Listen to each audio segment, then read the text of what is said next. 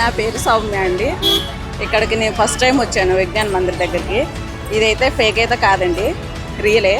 నేను దేవుని నమ్మాను, అంతలా నమ్మలేదు. అసలు అయితే నమ్ముకున్నాను, అంతలా నమ్ముకోలేదు.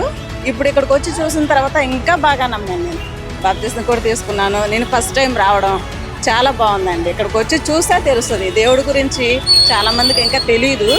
నాకు ఈరోజు అద్భుత కార్యాలు, ఈ కార్యాలు నేను ఎప్పుడు చూడలేదు. అసలు నేను దేవుని నమ్మడం కానీ నేను ఇటువంటి కార్యాలు ఎప్పుడు చూడలేదు.